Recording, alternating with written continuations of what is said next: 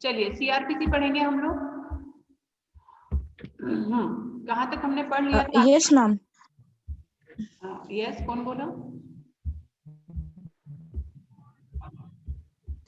Ma'am मैंने बोला था, मुझे इतना सा डाउट है कि ये जो टाइमिंग है, लाइक 5 क्वेश्चंस आपको 7 मिनट में करने हैं, तो मैम नहीं नहीं, ऐसा कुछ नहीं है। वो सिर्फ आपको, वो ऐसा नहीं रहेगा। आप लोगों को 2 घंटे का टाइम आप लोगों को दिया जाएगा। एप्लीकेबल है तो 2 घंटे का टाइम रहेगा बेटा नंदिता, ठीक है। उसमें उस वीडियो में जो टाइमिंग्स को लेकर डिस्कशन है उस पर इतना फोकस नहीं करिए, आप सिर्फ उसका प्रोसेस जानने के लिए वो आपके लिए। ओके, चलिए स्टार्ट करते हैं हम लोग। हम लोगों ने पढ़ा था, हाँ, provision as to accused persons of unsound mind. Okay madam आप थोड़ा नेटवर्क में आ जाइए ना।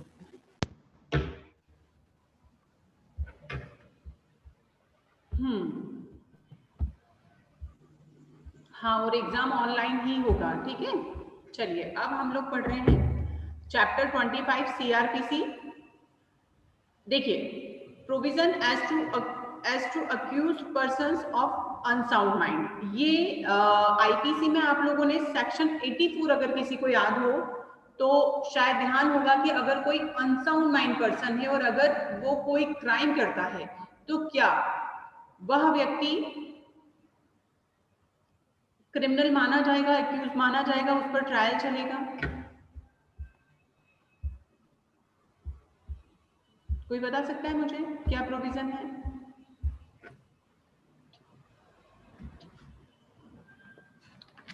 अगर अनसाउंड माइंड होने में एक कंडीशन डेफिनेटली ये रहेगी कि अगर हम कोई एक्ट करते हैं या कोई भी अनसाउंड माइंड पर्सन है वो कोई ऐसा एक्ट करता है जिसके बारे में उसे सेंस नहीं है कि उसका रिजल्ट क्या होगा, तो क्या उस व्यक्ति को पनिशमेंट दिया जाएगा? पराग,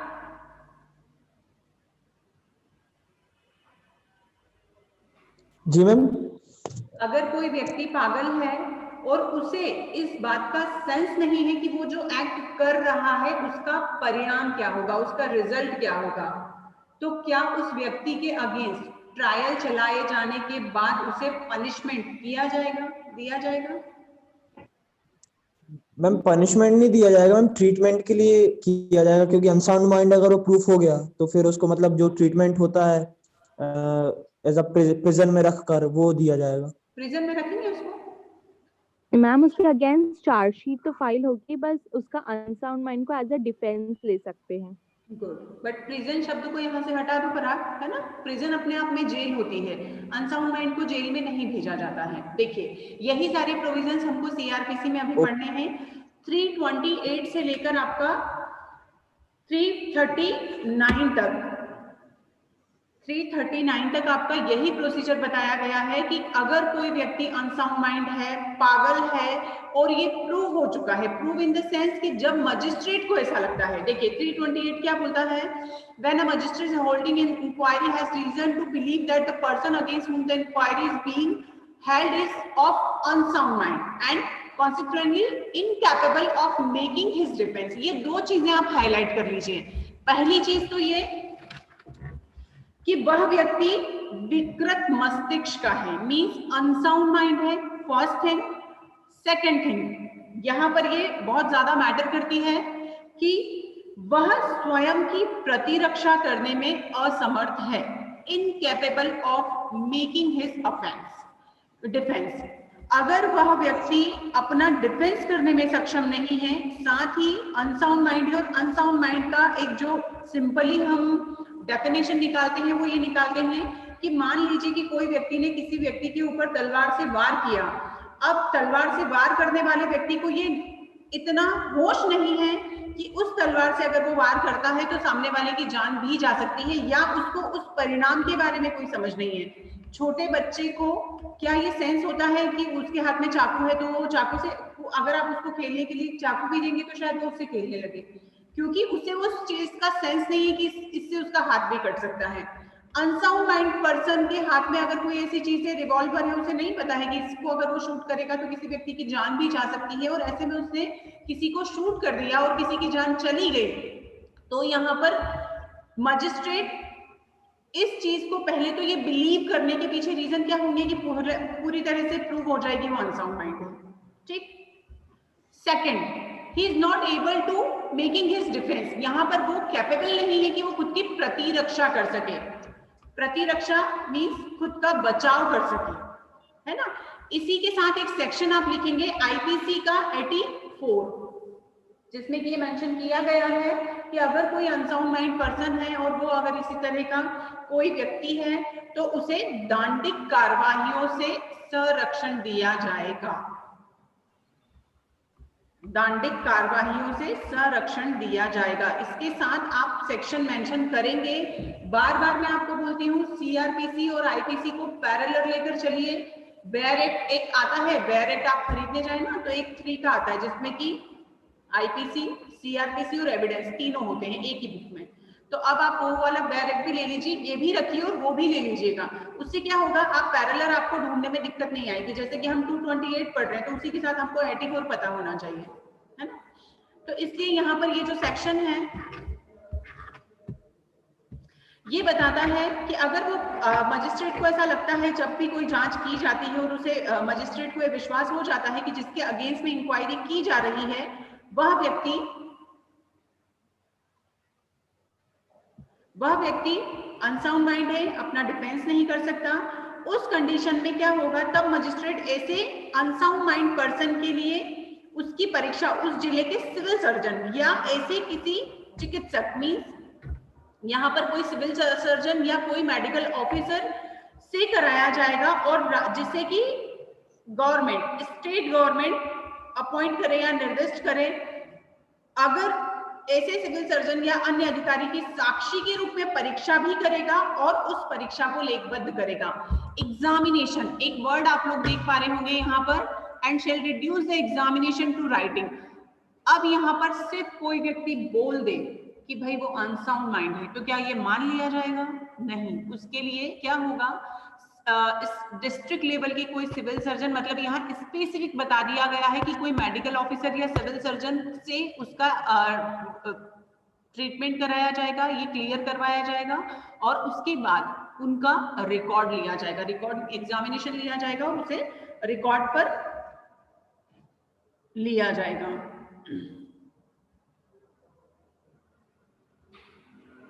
यहाँ पर ये सिविल सर्जन अगर इस रिजल्ट पर पहुंचता है कि वह व्यक्ति जिसका कि टेस्ट किया गया है वह सच में अनसाउंड माइंड है तो और उसकी किस तरह की केयर की जरूरत है, तो जिस तरह की चीजें वह मेडिकल ऑफिसर मेंशन करता है उस तरह की चीजें उस व्यक्ति के लिए प्रोवाइड की जाएंगी।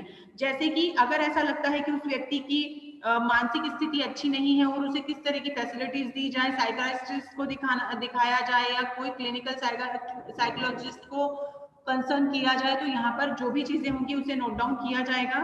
और अगर ऐसा नहीं होता है तो यहाँ पर उसको जो भी मेंटल हॉस्पिटल्स होते हैं वहां पर उसकी देखरेख की जाएगी और उसका ट्रीटमेंट किया जाएगा।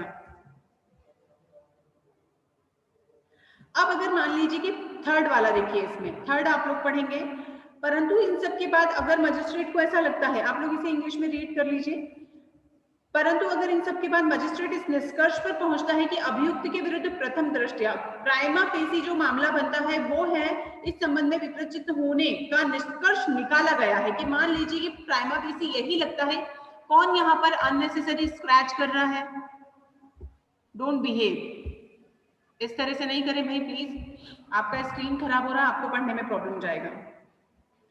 जिसके संबंध में कोई निष्कर्ष निकाला गया है तो यहाँ पर जो मनोचिकित्सक या रोग विषयक मनोवैज्ञानिक की जो राय होगी अभियुक्त के उपचार के लिए अपेक्षित है, यहाँ पर यह आदेश देगा कि अभियुक्त के साथ 330 के अधीन उसके ऊपर उस तरह की कार्रवाई की जाए और यहाँ उसे उस तरह का ट्रीटमेंट भी दिया जाए।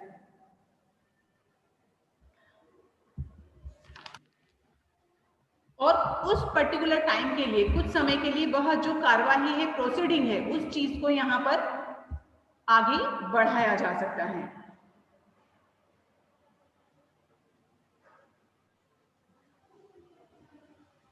ठीक है।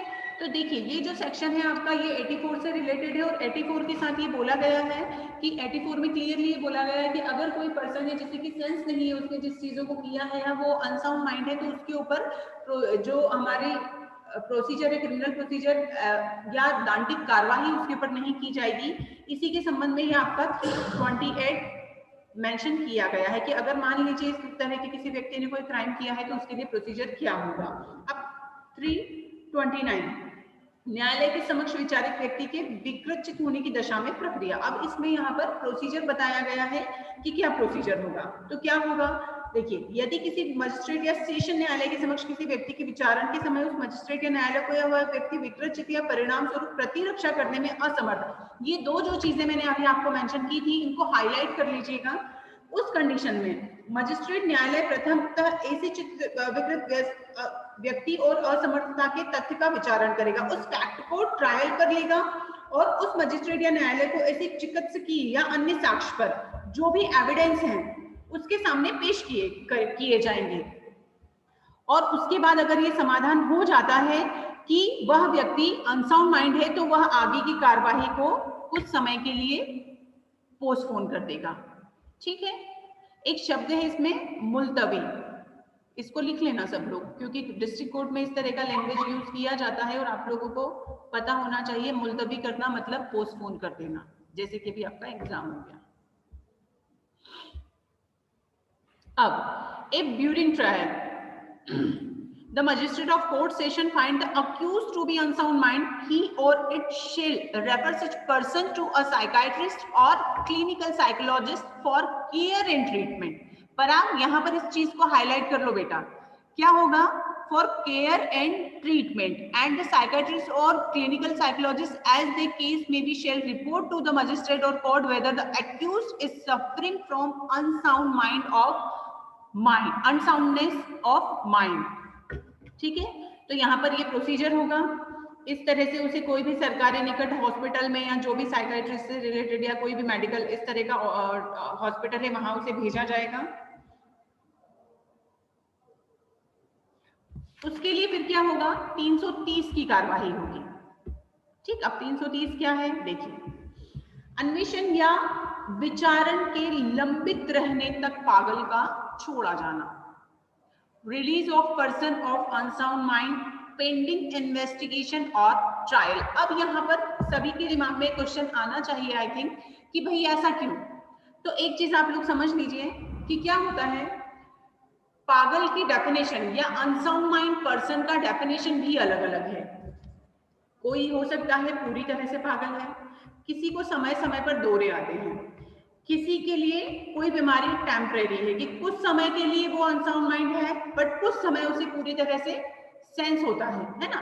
तो इस कंडीशन में प्रॉपर ट्रीटमेंट या प्रॉपर केयर का जो यहाँ पर मेंशन किया गया है, उस कंडीशन में यहाँ पर क्या होगा, जब कभी कोई व्यक्ति 328 और 329 के अधीन अनसाउंड माइंड डिक्लेयर किया गया है और अपनी डिफेंस, अब यहाँ पर जो मेन रीजन है यहाँ इस चीज को कर किए जाने के लिए, entering defense by the reason of unsound mind or mental retardation, the magistrate or court as a case may be shall whether the case is one in which bail may be taken or not order release of such person on bail।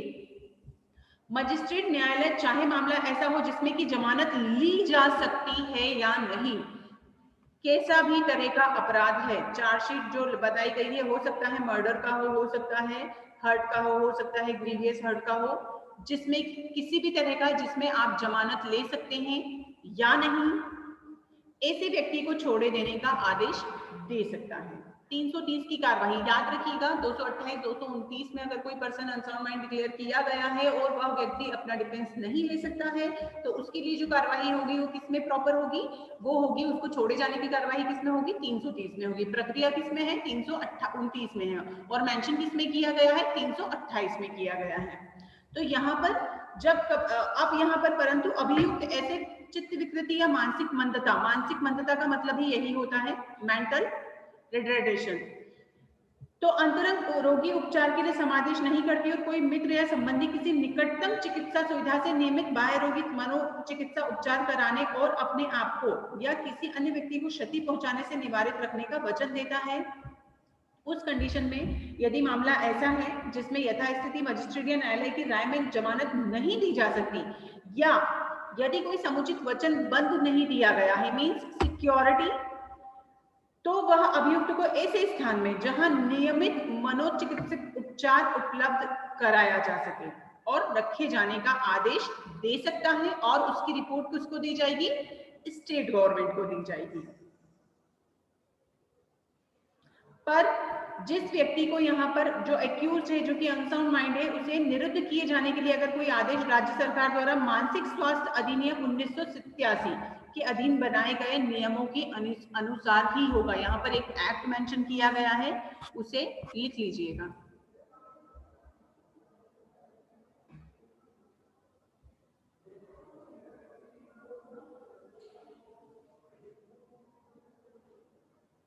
यहाँ पर security mention कर लीजिए। देखिए condition अलग अलग है, 328 329 में जो भी प्रोविजंस बताए गए हैं, अगर उसके तहत मजिस्ट्रेट को ऐसा लगता है कि उस व्यक्ति को छोड़ दिया जाना चाहिए और अगर जरूरत है तो उससे सिक्योरिटी भी ली जाएगी, बॉन्ड लिया जा सकता है, और ताकि वह व्यक्ति किसी अन्य व्यक्ति को क्षति, किसी तरह का हार्म करने से रोका जा सके। फिर 331 में जांच या विचारण को पुनः चालू भी कराया जा सकता है। रिजम्पशन ऑफ इंक्वायरी और ट्रायल, पुनः चालू करना जिसे बोला जाएगा। अब यहाँ पर एक चीज आप लोग देखिए, whenever इंक्वायरी और trial is postponed under section 228 or 329, the magistrate of court as the case may be made at any time after the person concerned has ceased to be of unsound mind, resume the inquiry of trial and require the accused to appear to be brought before such magistrate or court। अगर ऐसा लगता है कि वह व्यक्ति अब विकृत चित्त नहीं रह गया तो यहाँ पर उस ट्रायल को फिर से चालू करवाया जा सकता है। ठीक है, तो इसका एक शॉर्ट नोट बनता है। इसमें आपने एक प्रोसीजर देखा है कि इस तरह की प्रोसीजर भी होती है कि अगर कोई अनसाउंड माइंड पर्सन है तो उसके संबंध में क्या होगा। इसी तरह 332 में बताया गया है कि procedure on accused appearing before magistrate और कोर्ट, मजिस्ट्रेट या न्यायालय के समक्ष अभियुक्तों का हाजिर होने की प्रक्रिया की उसे समय समय पर हाजिर होने के लिए इस संबंध में क्या प्रक्रिया होगी। इसी की तरह 334 जो आपका है, जब यह प्रतीत हो कि व्यक्ति स्वस्थ चित्त रहा है, when accused appears to have been of sound mind, of sound mind means वह स्वस्थ है, तो उस कंडीशन में क्या होगा। तो यहाँ पर अगर कोर्ट को ऐसा लगता है या मजिस्ट्रेट को ऐसा लगता है और वो एविडेंस में भी ये प्रूफ हो जाता है और यह विश्वास करने का कारण है, यहाँ पर जो मेन चीज है कि अगर मजिस्ट्रेट को ऐसा लगता है कि वह व्यक्ति ने स्वस्थ चित्त में इस तरह का कोई काम किया है तो न्यायालय उस तरह की कार्यवाही करेगा जो कि यहाँ पर एप्लीकेबल होती है। सिंपल है, ये यहाँ ज्यादा आपको दिमाग लगाना ही नहीं है कि अगर कोर्ट को ऐसा कंसीडर कर लेता है कि नहीं यह व्यक्ति सामान्य व्यक्ति की तरह इसने कोई अपराध किया है तो उसके लिए वही प्रोसीजर होगा जो सामान्य किसी की उसके लिए होता। और इसी तरह 334 में है चित्त विकृति के आधार पर दोष मुक्ति का निर्णय।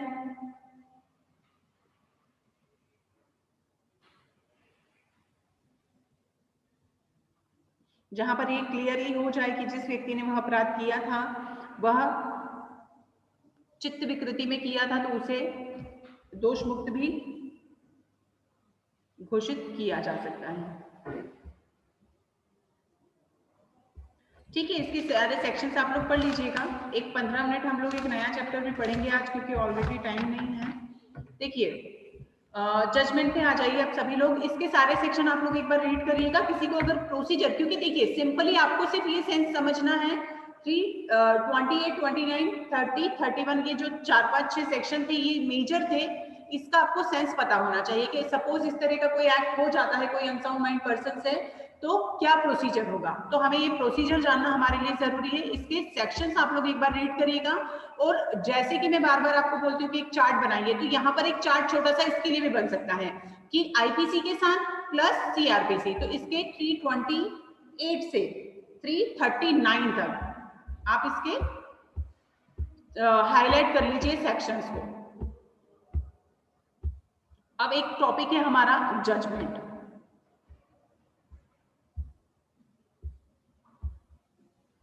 देखिए जैसे कि सभी को पता है, हम लोग सीपीसी में भी हमने जजमेंट पढ़ा था, है ना, तो शायद बहुत ज्यादा आप लोगों को यहाँ कंफ्यूजन नहीं होगा। 353 अब है ना, एक चीज और मैं आपको बताऊं, अच्छी एक ट्रिक आपको बता रही हूँ, आप लोग याद रखिए। जैसे कि जजमेंट आपने सीपीसी में पढ़ा, उसका क्या सेक्शन है, क्या ऑर्डर है, प्लस सीआरपीसी में कहां पर दिया गया है, दोनों को साथ में लिख लीजिए। कोई एक चार्ट, जैसे कि मैं बोलती हूँ बार बार, चार्ट शायद आपने बनाए होंगे, अपने रूम में लगाए होंगे, बड़े बड़े सीआरपीसी के, आईपीसी के, सीपीसी के, तो उसी में वहां पर मेंशन कर लीजिए कि भाई जजमेंट आप कहाँ कहाँ पढ़ते हैं, 2 जगह पढ़ते हैं। अब आपको कंफ्यूजन नहीं होगा, सीपीसी में भी आपने जजमेंट पढ़ा है, सीआरपीसी में भी पढ़ा है। सीआरपीसी में कहा 353 सेक्शन, यहां हाईलाइट कर लीजिए। जजमेंट मतलब निर्णय, है ना। अब निर्णय, अब सीपीसी में हमने आज्ञप्ति इसी के साथ पढ़ा था, यहाँ पर आज्ञप्ति जैसी कोई चीज नहीं है। ओके, जजमेंट, सीआरपीसी, निर्णय। आरंभिक अधिकारिकता के दंड न्यायालय में होने वाले प्रत्येक विचारण में निर्णय पीठासीन अधिकारी द्वारा खुले न्यायालय में या तो विचारण के खत्म होने के पश्चात, तुरंत या बाद में किसी समय, जिसकी सूचना पक्षकारों या उसके प्लीडर को दी जाएगी। The judgment in every trial in any criminal court or original jurisdiction shall be, original jurisdiction, यहाँ पर ये शब्द जो है ये क्लियर करता है कि जो भी जजमेंट दिया जाएगा वह judgment competent jurisdiction means original jurisdiction के द्वारा दिया जाएगा। shall be pronounced in open court, खुले न्यायालय में।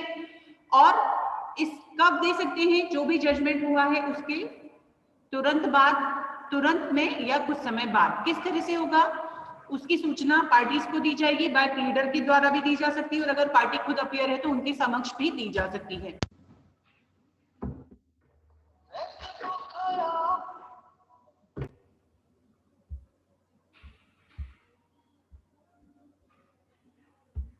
नेटवर्क इशू है ना। हाँ, तो क्या होगा, by reading out the operative part of the judgment and explaining the subsequent of the judgment in the language which is understood by the accused or his pleader. Simple. कैसा होगा कि जब भी कोई ट्रायल खत्म हो चुका है उसके बाद जजमेंट या तो संपूर्ण निर्णय देकर सुनाया जाएगा या पढ़कर सुनाया जाएगा, और कौन सी भाषा में सुनाया जाएगा। पहली चीज तो वैसे तो कोर्ट की भाषा में ही सुनाया जाता है, पर अगर मान लीजिए कि कोई एक्यूज ऐसा है जैसे कि समझा ही नहीं, उसकी लैंग्वेज वो नहीं है, देन उसे जिस भाषा को वो समझ सके, ठीक है। अब क्या होगा, यहाँ पर उसे लिखवाया जाएगा, उसे प्रॉपर उसकी जो भी प्रोसीजर है उसके अनुसार उसे तैयार किया जाएगा, उस पर न्यायालय के हस्ताक्षर होंगे, उस पर उसकी डेट मेंशन होगी। देखिए सेकंड वाला पढ़िए, फिर थर्ड आप देखिए, जहां निर्णय या उसके परिवर्तनशील भाग यथास्थिति उपधारा 1 के खंड ख या खंड ग के अधीन पढ़कर सुनाया जाता है, वहां पीठासीन अधिकारी द्वारा खुले न्यायालय में उस पर तारीख डाली जाएगी और न्यायालय हस्ताक्षर किए जाएंगे। पीठासीन अधिकारी से मतलब है यहाँ पर कौन है पीठासीन अधिकारी,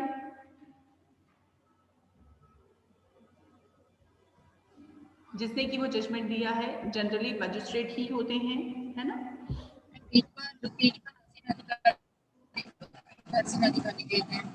हाँ, खुले न्यायालय में उस पर तारीख डाली जाएगी, साइन किए जाएंगे,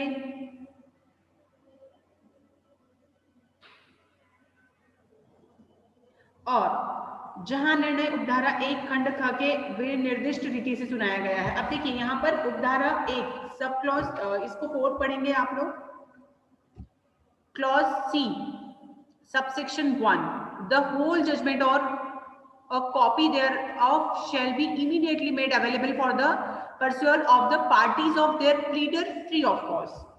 क्योंकि ये किसमें सुनाया गया है, सी में, मतलब यहाँ पर क्या है, प्लीडर द्वारा समझी जाने वाली भाषा में निर्णय का परिवर्तनशील भाग पढ़कर और निर्णय का सार समझाकर सुनाया जाएगा।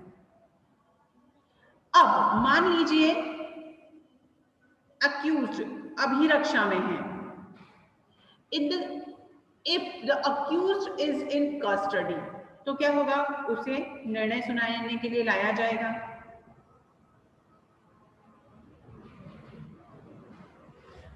इस तरह ये प्रोसीजर है। इसमें 6 में देखिए बहुत सिंपल सा प्रोसीजर है कि हमें इसमें बताया गया है कि भाई किस किस जो भी जजमेंट होता है तो उसके लिए क्या होगा। अब जैसे मान लीजिए कि अभियुक्त अभिरक्षा में नहीं है तो क्या होगा, निर्णय सुनने के लिए उसको हाजिर होने की अपेक्षा की जाएगी कि वो जिस दिन उसका निर्णय होने वाला है। अब देखिए जिस दिन जजमेंट होना होता है उस दिन की डेट प्लीडर को तो पता होती है, तो डेफिनेटली यहाँ पर एक्यूज या पार्टीज जो भी है वो कोर्ट में अपीयर होती ही होती हैं।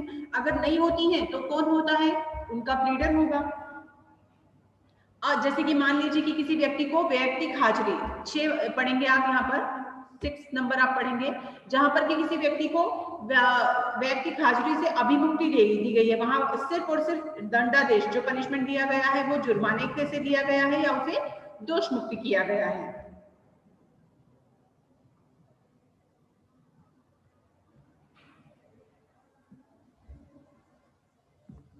इसमें केस का नाम लिखिए। इस जजमेंट हमेशा केस के साथ आप लोग लिखेंगे जब भी आप इसके नोट्स बनाते हैं। Ram Avatar Thakur versus state of Bihar, Ram Avatar Thakur versus state of Bihar.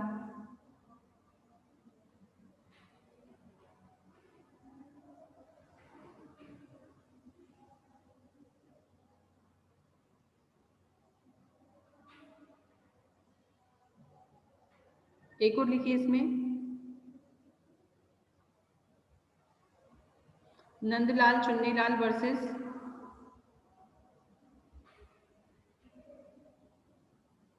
सम्राट। वैसे बहुत पुराने नए के आप लोग नए केस जो कि आपके लिए कन्वीनियंट और जो आपको समझ में आ जाए वो भी आप लिख सकते हैं। एक सेक्शन और पढ़ेंगे बस, आगे का फिर कल हम लोग पढ़ेंगे। Language and contents of judgment, तो डेफिनेटली क्या होगी यहाँ पर, न्यायालय की भाषा shall be written in the language of the court.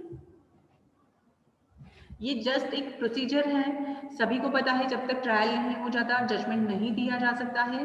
सिर्फ यहाँ पर आपको, क्योंकि देखिए हम लोग सीआरपीसी पढ़ रहे हैं, मतलब हम यहाँ पर एक प्रोसीजर पढ़ रहे हैं कि प्रोसीजर क्या होगी। अब जजमेंट तो डेफिनेटली ट्रायल खत्म होने के बाद ही जजमेंट होगा, जजमेंट अगर होगा तो फिर वो किस तरह से होगा। तो जैसे हमने 353 में देखा निर्णय की डेफिनेशन और उसमें क्या क्या हो सकता है वो सारी चीजें बताई।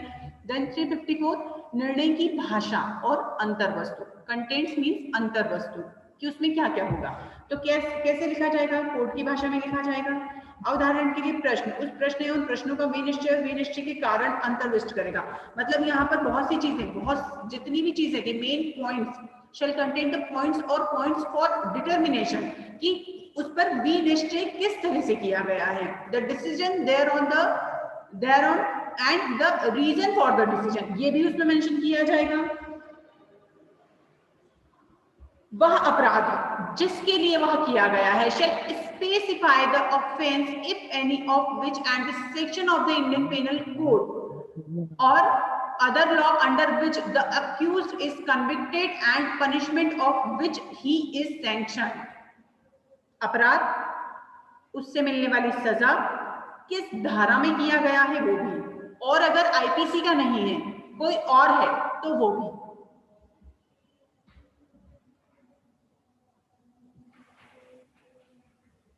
अब if it be a judgment of acquittal shall state the